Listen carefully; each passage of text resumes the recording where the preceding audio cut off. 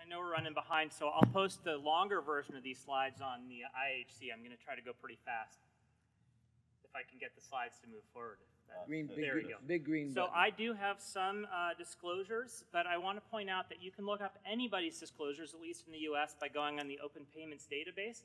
You can type in a surgeon's name. Here I typed in my name, and I can see I made about $9,000 in 2016.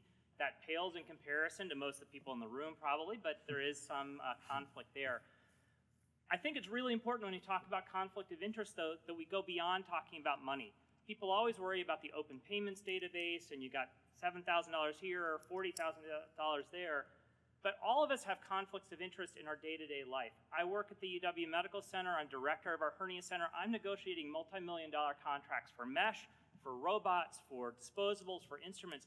That's far bigger a conflict of interest than any $7,000 that goes on the Open Payments database, and that's something we never talk about.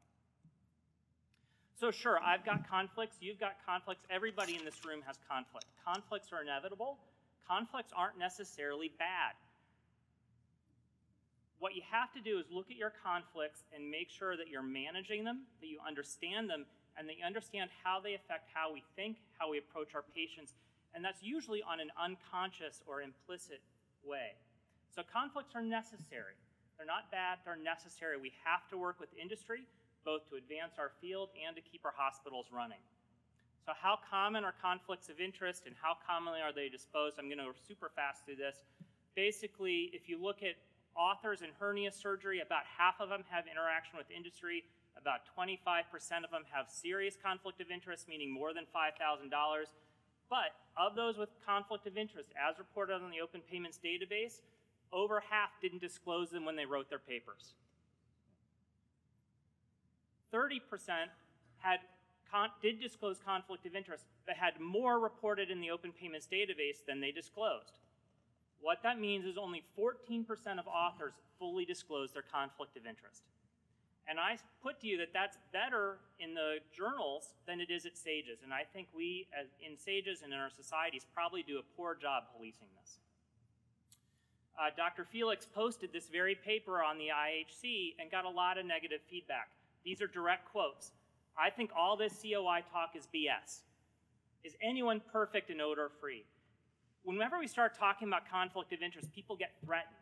They worry, am I being attacked? Am I being accused of being in the pocket of industry or taking bribes?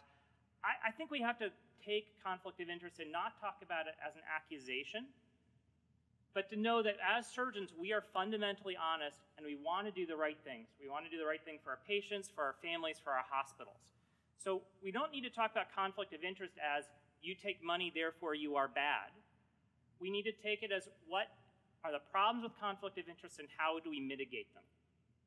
So one issue is selection bias.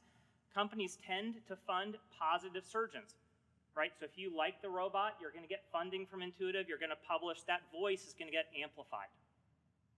Negative studies don't get published. So if you don't like the robot and you have a bad experience with it, it never gets reported, it never gets published, people never talk about it.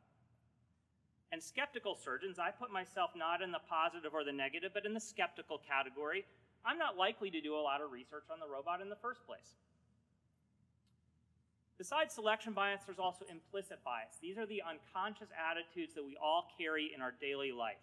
This isn't just about race or sex or gender, although those are the implicit biases that we talk the most about. There's actually a great website, implicit.harvard.edu. You can go on and you can take a test for your implicit biases, things like obesity, race, gender. I would put to you that we all have implicit biases, not just about these social hot-button issues, but we have implicit biases about the mesh. Is it good or bad? Biologic mesh, polypropylene, polyester. We have implicit bias about the robot. Is it too expensive? Is it the best thing since sliced bread? And in fact, we have implicit biases about whether or not we should even do surgery. And that gets to the law of the instrument. All of us are surgeons. We like to operate when we see a patient. That's our default position. That's our implicit bias, is to operate. If we're a robotic surgeon, our implicit bias is to use the robot. If we're a hernia surgeon, our implicit bias is to use the polypropylene mesh that is made by the company that we work with. So do these biases feedback and affect the literature? Yes. This is a great article from Jack. 70% of articles in hernia had conflict of interest. 25% not disclosed. Papers with a conflict of interest were twice as likely to be favorable to industry. Another paper, this is in robotic surgery with over 2,000 authors, over half had conflict of interest. Papers with a conflict of interest that were undeclared were 4 times more likely to recommend robot than those that even had conflict of interest that declared them. So it's not just having the conflict of interest, it's how you approach that. Does it affect the IHC? Probably. These are some surgeons that we all know, many of whom are in this room. I took their names off, but we all have conflict of interest. We're all getting money from industry. Not me. Patients are taking notice of this. This was a Twitter exchange about 2 weeks ago. A patient's advocacy group is talking about the evils of mesh. One of the surgeons who's active on the IHC jumps in, starts talking about the polypropylene and how it's good and doesn't have that much shrinkage. A patient responds, I don't believe he's ignorant. He takes big money from the device manufacturers and drug makers. And the patient went on the Open Payments database and posted this on Twitter. So how do you mitigate conflict of interest?